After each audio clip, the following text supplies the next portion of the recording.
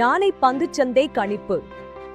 கடந்த வார இறுதியில் சந்தை ஒரு சரிவுடன் முடிவடைந்ததால் நாளை சந்தை மிதமான சரிவு அல்லது ஒரு குறிப்பிட்ட எல்லைக்குள் இருக்கும் என்று எதிர்பார்க்கப்படுகிறது.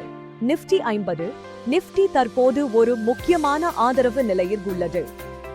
25,600 முதல் 25,500 என்ற நிலையை தக்கவைத்துக் கொண்டால் சிறிய ஏற்றம் வரலாம். ஆனால் 26,000 ஒரு வலுவான தடையாக இருக்கும். பேங்க் நிஃப்டி வங்கி குறியீடு 59,000 என்ற நிலைக்கு மேல் இருந்தால் மட்டுமே சாதகமாக இருக்கும்.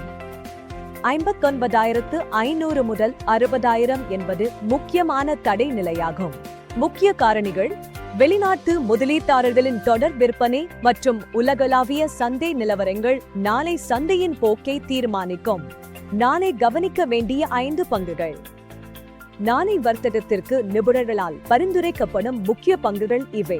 டாடா கன்சல்டன்சி சர்வீசஸ் நாளை 3ஆம் காலாண்டு முடிவுகள் மற்றும் டிவிடெண்ட் அறிவிப்பு இருப்பதால் அதிக ஏற்ற இறக்கங்கள் இருக்கலாம். ஏஷியன் பெயிண்ட்ஸ் வலுவான ஆதரவு நிலையில் உள்ளது. நாளை 2,855 ரூபாய்க்கு மேல் சென்றால் வாங்குவதற்கான வாய்ப்பாக அமையும். கோட்டக் மஹிந்திரா பேங்க் ஜனவரி 14 அன்று பங்கு பிரிப்பு உள்ளதால் நாளை வர்த்தகர்களின் ஆர்வம் அதிகமாக இருக்கும். டெக் மஹிந்திரா ஐடி துறையில் நல்ல நிலையில் காணப்படுகிறது. குறுகிய கால வர்த்தகத்திற்கு இது ஏற்றதாக இருக்கலாம். எஸ்கேஎம் எக் ப்ராடக்ட்ஸ் பங்கு பிரிப்பு அமலுக்கு வருவதால் இதன் விலை மற்றும் வர்த்தக அளவு அதிகரிக்க வாய்ப்புள்ளது. முக்கிய குறிப்பு: முதலீடுகள் சந்தை அபாயத்திற்கு உட்பட்டவை. நஷ்டத்தடுப்பு முறையை பின்பற்றி நிதி ஆலோசகரிடம் ஆலோசித்த பின் முடிவெடுக்கவும்.